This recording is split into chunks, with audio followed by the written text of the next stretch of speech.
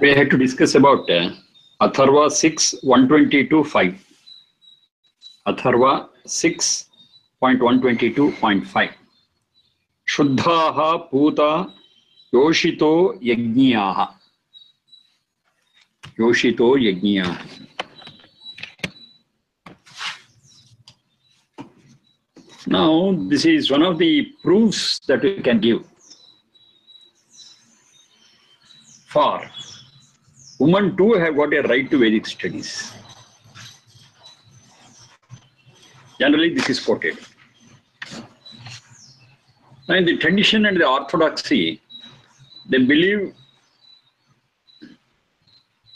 that only men are allowed to study Vedas.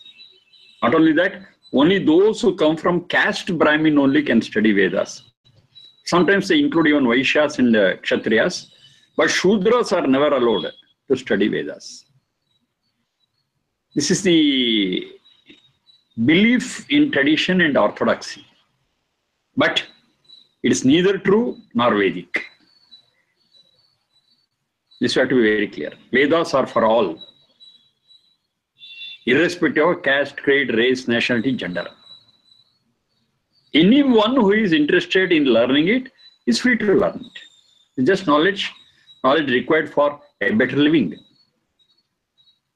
It's open for all. No one has got a right to prohibit anyone from studying Vedas. No one has got a right to prohibit. No one is endowed with that right to prohibit. Everyone is free to do it. In particular, they speak about the Shudras and the women folk. Now, this is with reference to women folk. Women are not permitted to study Vedas. Then some people say, what about Kunti? What about Draupadi? What about Sita? They all studied Vedas. They are Vedic scholars. And for that, they say there are all exceptions. And they just escape. There are all exceptions, leave them. Otherwise, no lady is permitted to study Vedas. This is their argument. As I told earlier, it is neither true nor Vedic. So let us study this piece of the Veda mantra. Yoshita. Yoshito is there, Yoshitaha. It's in feminine gender very clearly. Yo Mishrana Mishrane. One who is fit to become a life partner. Yoshitaha. Now these women, these gentle ladies, they are given certain qualifications there. Number one, Shuddhaha. They are pure.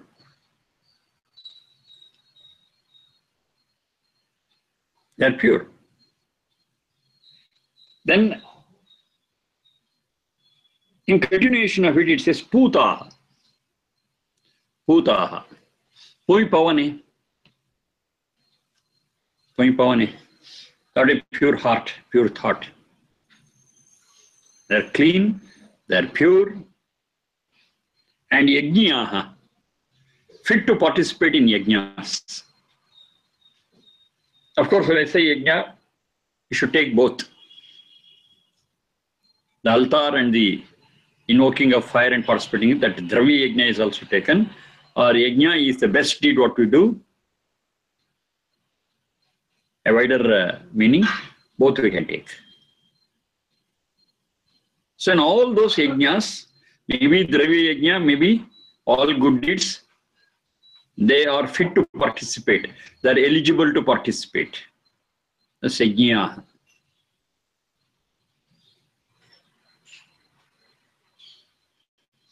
Now for those who argue that men are pure, they are eligible for Vedic study. Women are not pure. It says they are also clean and pure. Shuddhaha Putaha. Generally, when they speak about this, they refer to the monthly cycle of woman. But it's a natural process. It's a natural process. It's not man-made. It's God-made. and has got a role to play in the propagation of the generations. Unless that process is there, there is no question of reproduction. There is no question of getting offsprings and continuation of the human species. By human species, any species for that matter. So it is a process which is prescribed, which is set up in human beings by God himself, by nature. So what is impure there? To be precise, medical science proves that the outflow of blood during that period is a pure blood, not an impure blood even. Because its purpose was not served, it's thrown out, that's okay. But the blood, what comes out is pure blood. So there is no question of impurity of any sort, even during that period also. So whatever arguments they give in the tradition or the orthodoxy is totally refuted well before their argument in this Veda mantra. Even before they could think of that problem, it has been answered. It says they are all clean, they are all pure. So it says clean and pure. You can take one as physical, the other one is spiritual. Spiritually also they are pure and clean. A very important thing what to understand here is, never in the Vedas, nowhere in the Vedas, they discriminate between genders. They are very clear about that. Any soul cannot function alone. It needs some Sharira Indriya Manas. So it gets some Sharira Indriya Manas. So that Sharira Indriya Manas could be masculine or feminine. It is purely a property of the physical structure. Depending upon the nature of the physical structure, we identify it as masculine or feminine. What about the soul, which resides in that? It's beyond gender. It's neither male nor female. Or you can say it is male as well as female. Tvam stri tvam pumanasi, tvam kumara utava kumari. It's a piece of another Veda mantra. It says very clear. When you speak of spirituality, when you speak at the level of the Atman, no discrimination of gender gets in there. There is no gender for Atma. There is no gender for that Satchit. Of course, it needs a tool. So the differentiation is at the level of the tool and not at the level of the operator. They are very clear. So discriminating anyone on the basis of gender is foolish. Because when it comes to the question of soul, there is no gender at all. They are working at a very, very lower level. But that is not required, or that is not sufficient for spiritual progress. You have to move high. And at that level, there is no question of gender. Maybe we see the physical body as masculine or feminine. Okay. But a real spiritual man, a person who has realized his spiritual truths, will not stop at that. He will be transacting with, he will be observing the soul and not the physical body. And that soul is definitely beyond gender.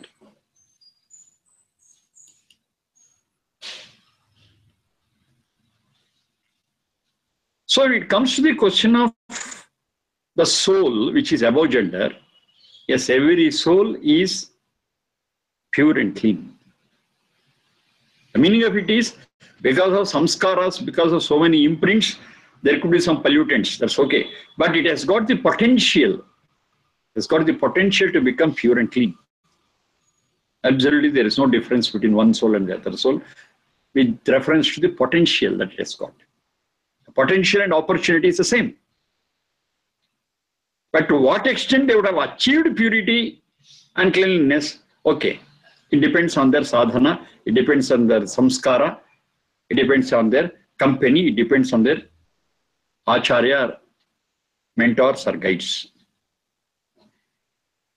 But every soul has got the potential to be clean and pure. That cannot be refuted at any point of time. Shuddhaha, Bhutaha, Yoshitaha. And they are all yajnaha. They have got every right. They are part of the yajna. Maybe good deed or maybe even this yajna also. When they are eligible to participate in yajna, invariably they have to be knowledgeable about Vedas. They have to be. Without knowing Vedas, without knowing the procedures prescribed in the Vedas, they cannot participate in the yajna. They are not dumb. They are not dummies in the yajna. They have got their role to play. To play their role efficiently, effectively, they have to be having the knowledge of the Vedas. Only then their role there can be effective, efficient.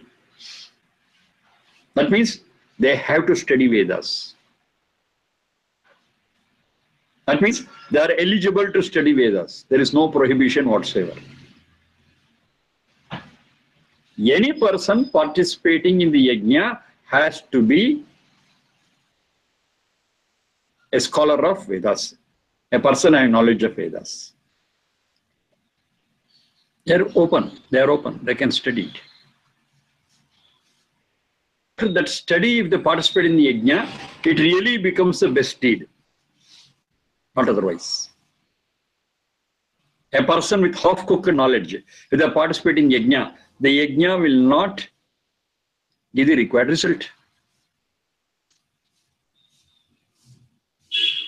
So ultimately what it means, every person irrespective of gender is eligible for Vedic study, is eligible for Vedic practices and have got the potential to become clean and pure. Here specifically it is referred to Yoshita, the gentle ladies, the woman.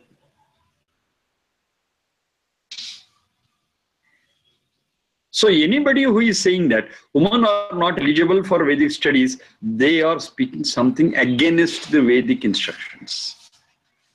They are wrong. It may be their opinion, that's a different issue. Opinions could be different. Opinions could be right or wrong. But what's the fact? What's the truth? Which is beyond one's opinion. That's nothing but the Vedic dictum. It says they are pure and clean, they have got the potential to be pure and clean, and they are having a role in performance of yajnas, which means they are eligible for Vedic studies.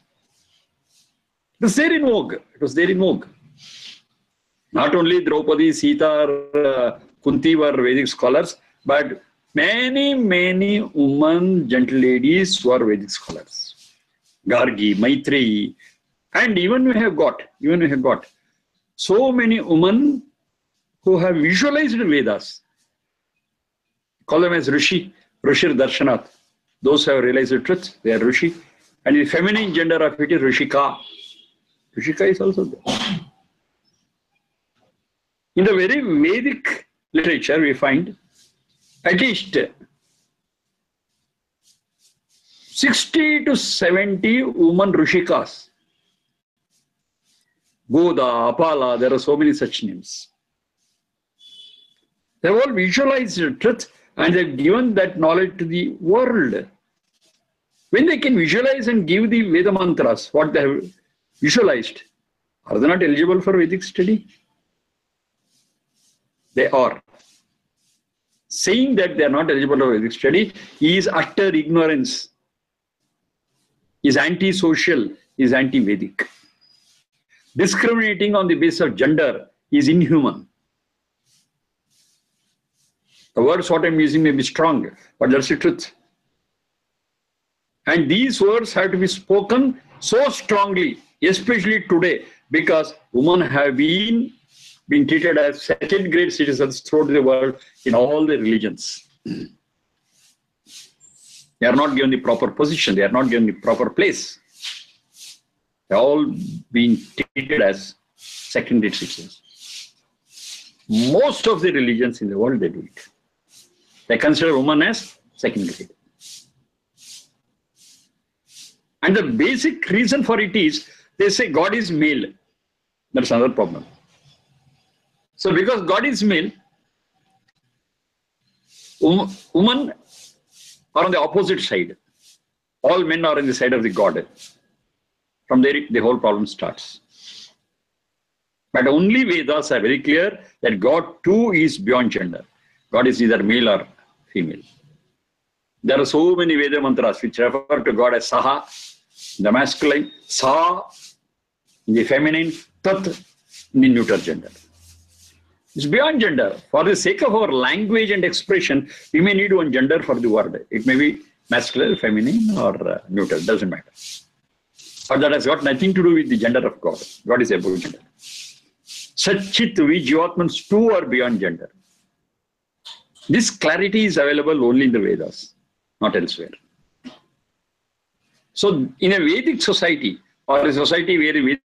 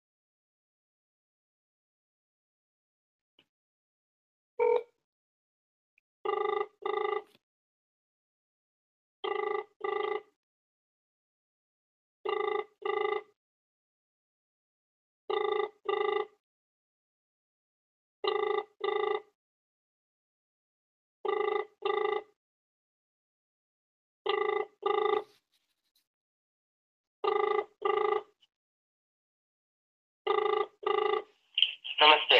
ನಮಸ್ತೆ. ಎಂತಾಯ್ತು? ಏನೋ ಗೊತ್ತಿಲ್ಲ, ಎಲ್ಲ technical problem ಟಿಕೆಟಾಗಿ effect ಆಯ್ತು. Okay, ಒಂದೆರಡು ನಿಮಿಷ try ಮಾಡ್ತಾ ಇದ್ದಾರಲ್ಲ ಅವ್ರು ಬರ್ಲಿಕ್ಕೆ, ನಾವೆಲ್ಲ ವೇಟ್ ಮಾಡ್ತಾ ಇದ್ದೀವಿ. ಓಕೆ, 2 ನಿಮಿಷ. Okay, fine. Yeah.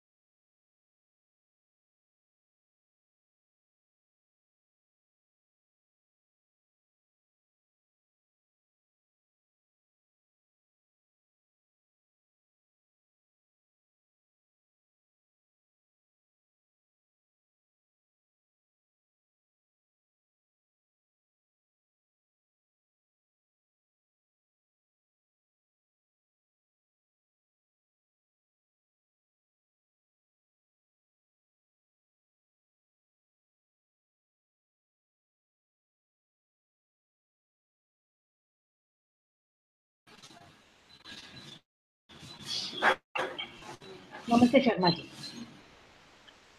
Namaste. Suddenly it went offline. I don't know why. Huh. You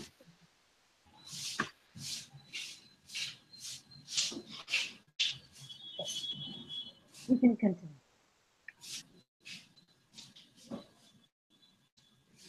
So Vedas are very clear that there is no discrimination on the basis of gender. God is beyond gender. Sachit is beyond gender. That's a reality. That's a fact. Or not, whether we want it or not, whether we like it or not. It's beyond our opinion. Only when our opinion matches with the truth, yes, the opinion is valuable, acceptable.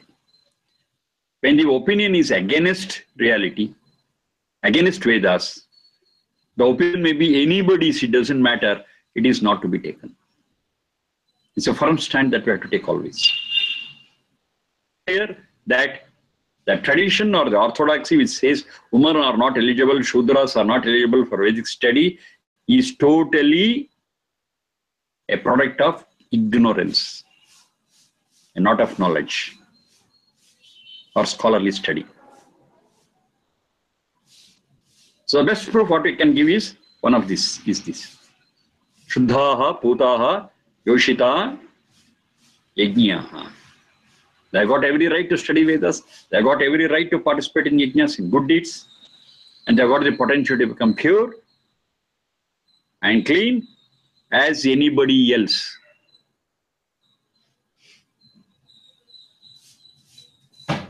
Okay, next. This is Atharva, Sharma ji. 6 point. Sharma ji, now Yoshita is Strilinga. You Mishane. Yoshita is a woman fork. Astu. Tarhi, what is Pullinga? Which one? No, Yoshita. How do we know it is Strilinga? What is the Pullinga form? Yoshita, here it is Strilinga. Astu. Pullinga. Yogyaha. Yogyaha. Astu. Yogyaha is the Pullinga. Dhanyawad. Yogya means who has got that qualification. Eligible.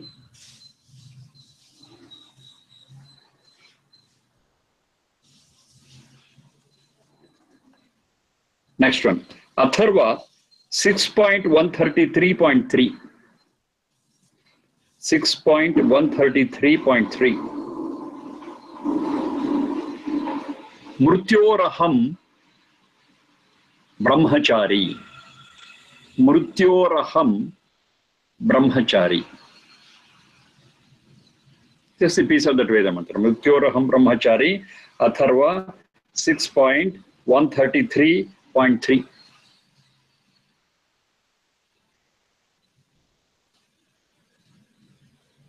I have discussed several times about this Mrityu. Here again, the same discussion comes here, maybe with a different, shade, with a different shade. Subject is the same. Now, what do I mean by Brahmachari? Basic question.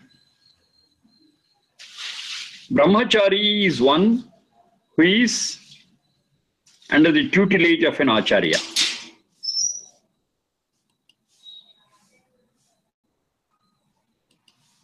Who is in Gurukula, who is under the guidance of an Acharya, and whose very life is and gaining knowledge and knowledge. He is a Brahmachari. Yo Brahmani Charati Sab Brahmachari. Brahma is knowledge. One who always is involved in learning is called a Brahmachari. But what is the meaning of it in the present day? One who is not married is considered as a Brahmachari. It's totally unfitting. Don't fit there. Even after marriage, even after Grihasthashrama, the person could be a Brahmachari. As long as a person is interested in learning, as long as a person is priority to learning in life, He is a brahmachari. Simple. Brahmacharya Shama in particular is one where learning itself is the main business, the main goal. Grihasthashrama, the goal varies, but still that brahmacharya continues. Vanaprasthi also has got that element of brahmacharya. Sannyasa also has got an element of brahmacharya. Because knowledge is the very essence of human life. Instinct is the very life of animals, all animals, including human beings. But knowledge is the unique feature of human beings. So they cannot, from learning of knowledge and enrichment. It's a lifelong process. In particular, in Brahmacharya Ashama, they are called as brahmacharis. Brahmacharis, they are full-time students. And full-time is not possible in other phases of life because they will be given other additional responsibilities and other things. But still, they continue to study, they continue to learn. Priority. Because they are assigned with several other responsibilities. Now here in Brahmacharya Ashama, they are specifically assigned the duty of learning and an acharya. When it comes to the Upanayana and Vedarambha Samskara, Brahmacharya Ashama, in that Samskara, the parents take their children, boys to Balaka Gurukula and girls to Kanya Gurukula. They take them and admit them to the Gurukula. So taking them closer to a Gurukula, taking them closer to an Acharya is what is called as Upanayanam. Upa is closer, Nayanam taking. So taking them to the teacher is called as Upanayanam. They take them. And during that samskara, Upanayana samskara and Vedarambha samskara, the teacher will interview the candidate. Will interview the candidate, who are you? From where you have come? So many things. And finally say, okay, you are admitted into this Gurukula. Formally, they are admitted to the Gurukula. At that point of time, one question is asked. Are you clear that you are admitted to the Gurukula? Yes, sir. Then whose brahmachari you are? Yours. They say, I am the brahmachari who belongs to you. That means you are my guide. You are my teacher. And whatever you say, I shall take it. Resisting. It's there in the Veda mantra. It says, Anirakarishnuhu bhuyasam. Nirakarishnu is one who refuses. Okay, you may say 1,000 things. I don't take everything. Whatever I want, I will take it. The choice is there. But here for a brahmachari, the choice is not there. Anirakarishnuhu bhuyasam. So whatever you say, I will take it. Because I know whatever you are telling is for my good. And your consideration is my learning and not any fees or any other thing. You don't expect it. So your main concern is making me understand it, making me learn it. Fine. So I'll take what you say. I'll enrich my knowledge. I'll gain that knowledge. So I am your brahmachari. I belong to you. I am your student. So such words are there in the Upanayana Samskara. To which Gurukula I belong to? I belong to this Gurukula. To which Acharya you belong to? I belong to this Acharya. I'm very clear about that. And your guidance will be taken by me with all reverence. That's there in the Upanayana Samskara. Now here, there is a greater Upanayana Samskara. Here the student says, yes, I am in the Gurukula. Which Gurukula? This very life is the Gurukula. And who is the teacher? Mrityu is the teacher. So I'm the brahmacharya of this mrityu. I'm taught by this mrityu. I'm taught by this death. Death is my teacher. Death is an incident, is a happening. And the one who has organized this birth and death cycle is at Satchidananda. Ultimately, Satchidananda is my teacher. Now here, through death. Now this death as a teacher is very, very effective than the mortal teachers and acharyas. Of course, they are also very fine. I'm not denying it. But this is more powerful and more effective. So to understand this process of being a student under death, being a student in the guidance of death, has got very, very wonderful results. For that sake, we should know what death is and what its implication is. Unless we know it, it won't work out. But what happens generally? When we speak of death, more than learning, we are afraid of death. We fear death. As long as we fear death, as long as we fear our teacher, we never learn. We should love the teacher. We should love the teacher. Should have faith in the teacher. That faith also is not a blind faith. I repeat, it's not blind faith. Many teachers say you have to believe the teacher. You should not ask questions. So that amounts to blind faith.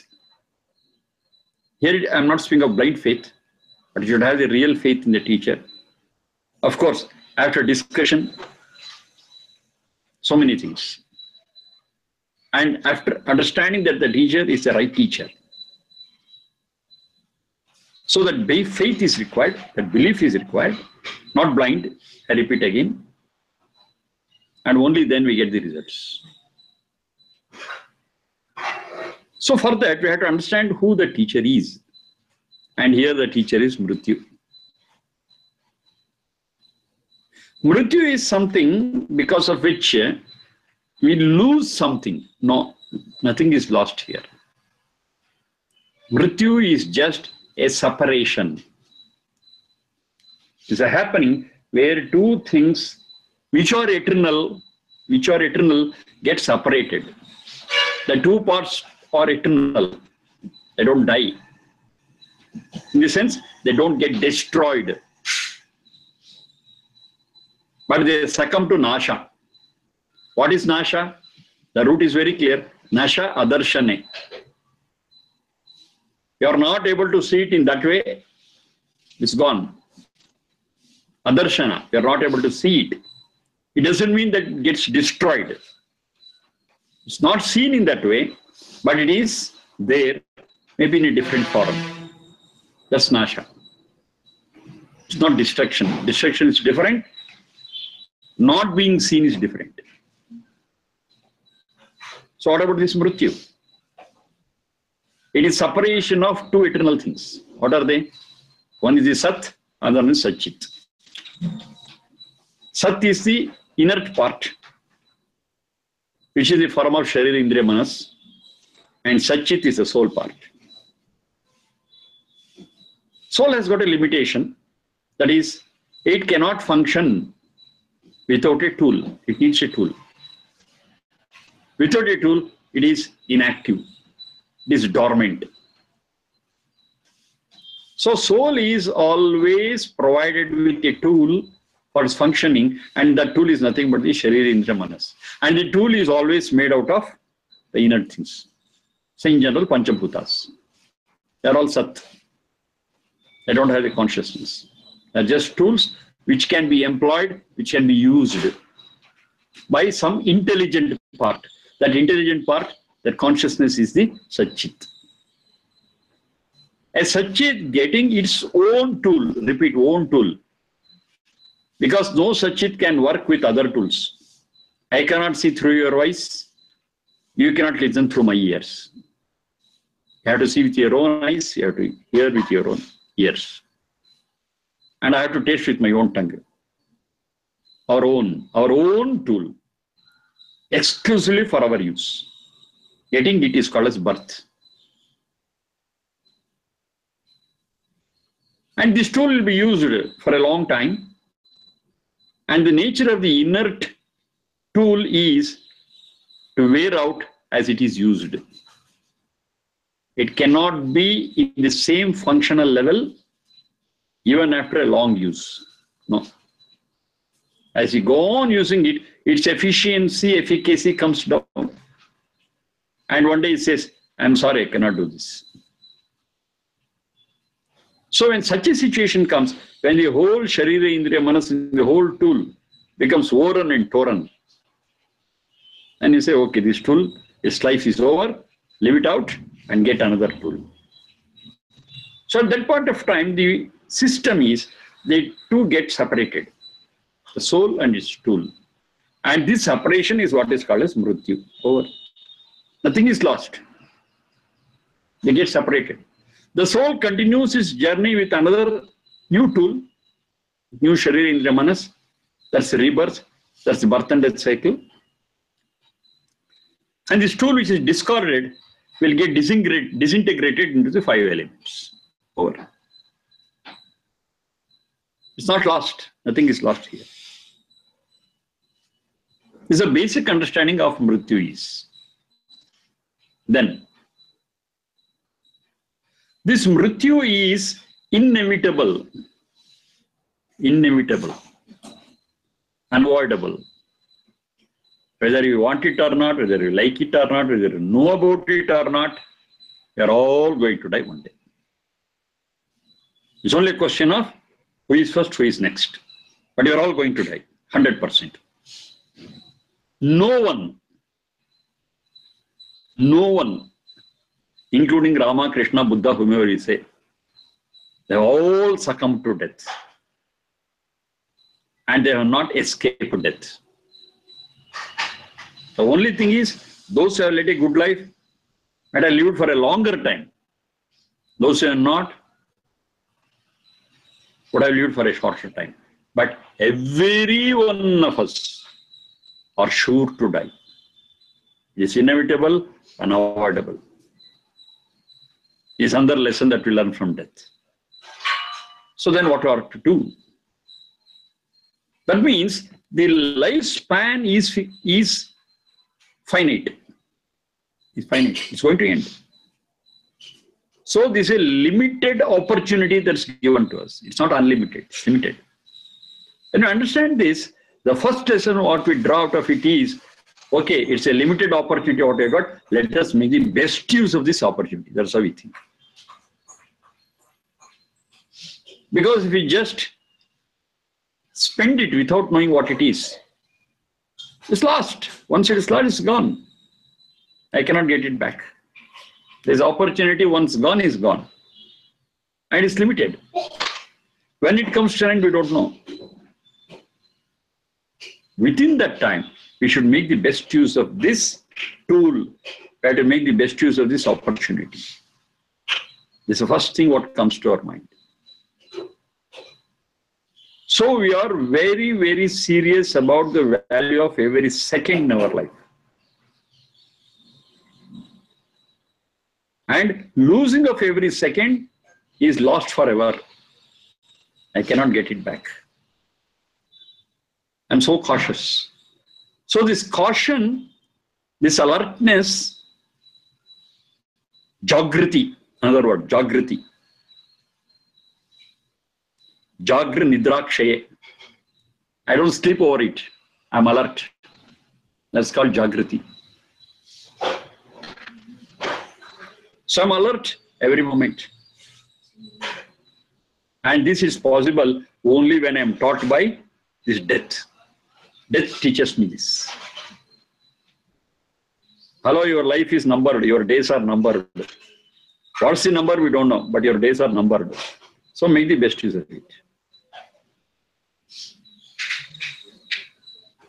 Number one. Number two. During this life, with this Sharira, Indriya, Manas, we would have created, we would have developed so many relationships. So many relationships. With things, people, with environment. Now, because this life is finite, because this span is going to end one day, it goes without saying that all these relationships too come to an end. Whatever the relationship be, with things, with environment, with people, all the relationships will come to an end.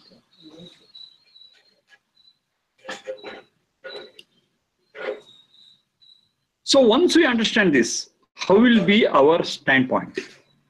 Okay, every relationship is going to end. So to bind ourselves to these relationships, to these things, people and environment, should not be strong. It's going to end one day. If I attach myself to all these things very strongly, when the day comes when I have to leave it all, it will be very painful. Because I am attached to it so strongly. And can I live without attachment? No.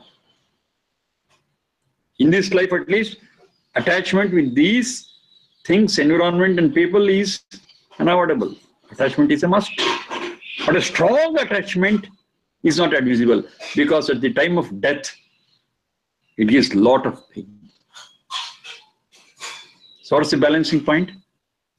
You can call it as attachment in detachment or detachment in attachment, whatever you say. That's the balancing point. Yes, you are attached, but you are very clear that this attachment is going to end one day and we are ready for it. That readiness is detachment. Being with it is attachment. You are with it and you are ready to leave it also. At any point of time, you don't know. So to be in attachment, being ready to leave it is a balancing point. That is attachment in detachment or detachment in attachment, whatever you call it. How do you learn this? How do you practice this? Because our great teacher, death, has taught us this. It says very clearly, you have an end. All your relationships has got an end. Be careful about that. Don't bind yourself too much with that. Don't glue yourself with all those things too much. More the glue, more the pain. Less the glue, less the pain. Option is yours. Then a person who can think and analyze will definitely have all these relationships in such a way, all these attachments in such a way that a person will be ready to leave it at any point of time without pain, without trouble. This is another lesson what we learn from this Mrityu. At the same time, because all these relationships we identify as clearly temporary, we don't want any strain in this relationship. Because strain in this relationship is waste of time and energy. Already it is temporary. Maybe for some period we'll be together. Then why strain it? Let's make it comfortable for both. So a person who has learned this under death will always have the relationships in a very fine way. They don't want the relationships to get strained. After all, we'll be there for some time. Let's be happy. Let's cooperate. Let's love one another. Because one day or the other it's going to end. Why carry unhappy memories? Leave it. It will make the whole thing happy. It will make the whole thing merry. And make the relationship a comfortable one, a pleasurable one. That's the best we can do. We cannot hold on to these relationships forever. But during that relationship, we can make it a pleasant experience. So they're very cautious about the relationships. And who taught it? Mrityoraham Brahmachari. Only those who understand this, they'll be able to do this. Not others. What others do is, okay, though they are seeing so many people leaving this world, so many people succumbing to death, still they believe that they are eternal. They gather wealth.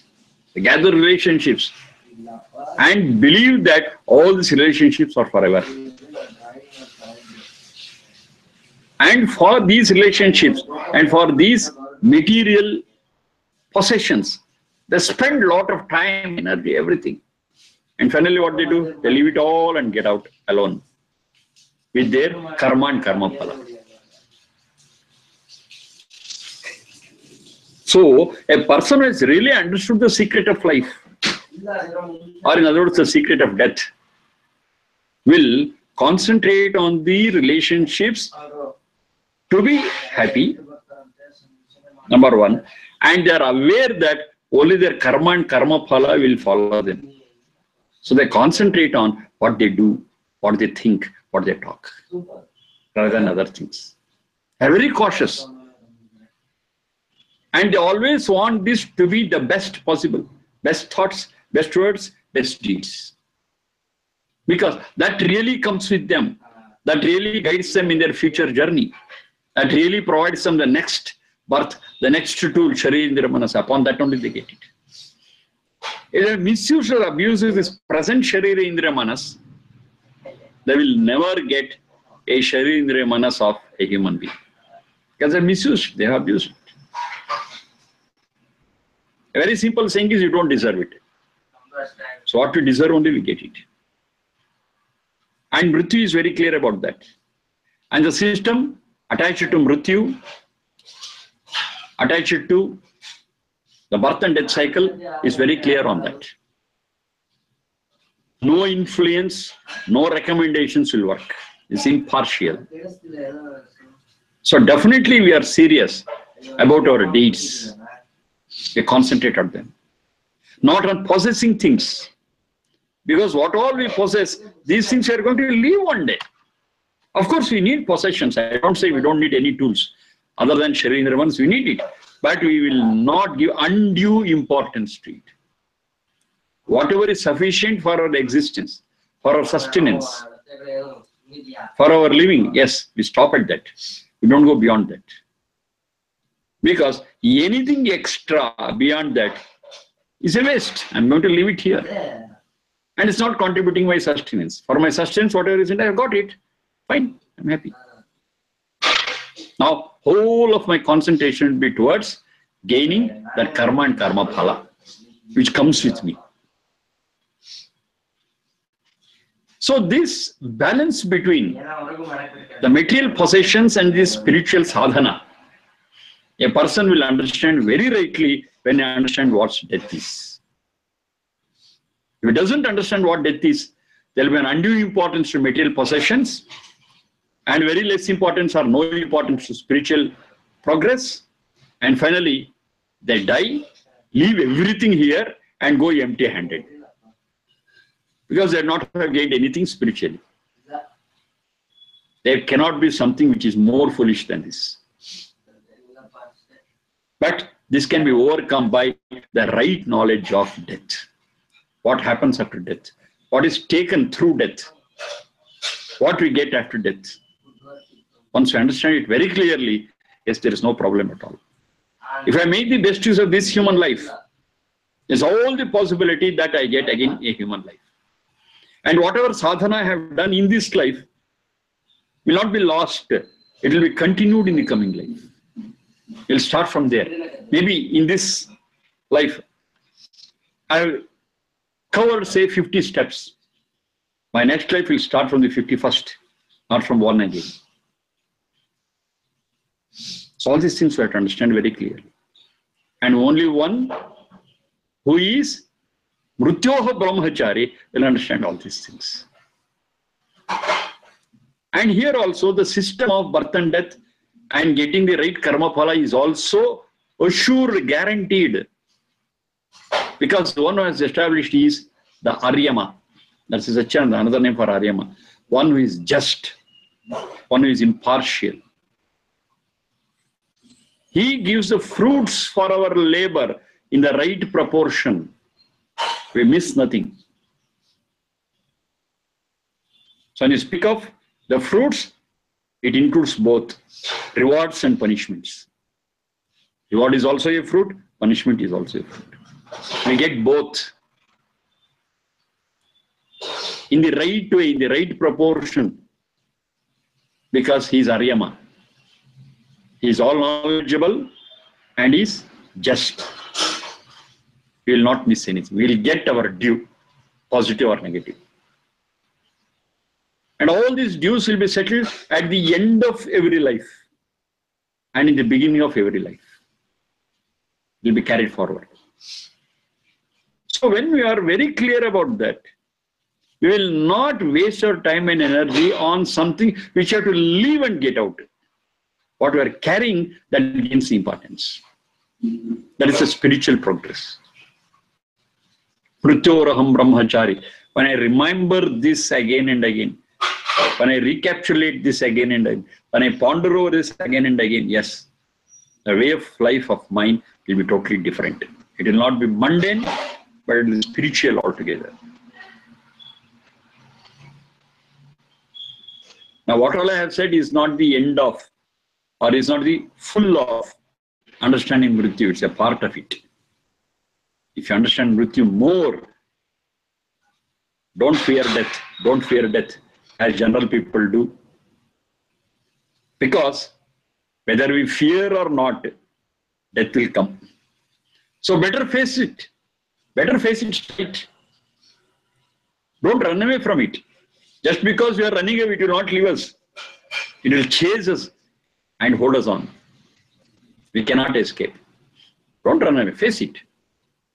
Tackle it straight, boldly, with all bravery. The result is the whole life changes. The whole outlook towards our life will change. And it becomes more useful. When that is the case, why not challenge it? Why not face it straight? How to do it? That is also given other Veda mantra. Mahapura jarasomrutaha. Don't die before time. Until the Sharindra Manas, this tool is really worn out, which cannot be used further. Okay, you succumb to it. Till such time, don't succumb to death. Cheat it. Cheat death. See, that's what it means. Cheat death. But it is a good intention. Live long. Do what best you can. Carry with you the best what you can. More you can. One day you are going to leave this Sharindra Manas and this whole environment. Fine. I'm not at all worried. Because worry will not help me escape it. That's all. Instead, take it in the right perspective and achieve something spiritually in this human life, human span. And all this, in short, is reminded through these three words. Mrityoho aham brahmachari. Aham mrityoho brahmachari. We are all subject to death. And that is our greatest teacher. No human being can teach us better than this death. Why we fear death? Last point. Why we fear death? Fear comes when we are ignorant of a thing. When we are in dark, we are afraid. But when it's light and everything is visible very clearly, there is no fear. We know what is where and what is happening. So that being in dark, that being in ignorance, it's not bliss, it is fear. Ignorance is fear. Wrongly, people say ignorance is bliss. That means they don't know what bliss is. They confuse bliss with fear. Ignorance is fear. So when we are in fear, so many negative things happen. But when you are in light, when everything is shining bright, yes, we are not in fear. Now what's the fear here? First of all, we don't know what death is. Second, why this life is. Then what happens after death? We are not aware of it. So all this ignorance causes fear. But if you know clearly, this human life is for spiritual progress. And whatever spiritual progress I have achieved in this life gets continued to the next life, provided I become a human being again. How can I become a human being? Provided this present life I use it, not abuse or misuse it probability of me becoming a human being again with better environment, with better Sharindra Manas is more. When I know all these things, I'm not afraid at all. It's a passing incident. Birth is a passing incident, death is a passing incident. The journey continues. Hello? Ready? The one where the journey continues eternally. Ata satatya gamane. Satatya gamana is satata gamana. It's on the move continuously. That satata gamana, which is into, that is called as Atma. Ata satatya gamana is the root for it. Ata satatya gamane. It's a continuous journey. Only this birth and death, they are just punctuations. It's not a full stop. There is no full stop for this journey. It's only a punctuation. From one punctuation to another punctuation, if I understand it rightly, it is an improvement, it's a progress. And it's in my hands. It's in my hands. And all these things become clear. There is no scope for fear. Everything is clear and bright.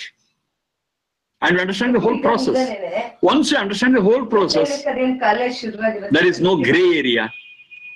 When there is no gray area, there is no fear. We boldly face it. To say all these things is very easy and fine. Ultimately, to understand it, to take it to heart and practice it is what is necessary.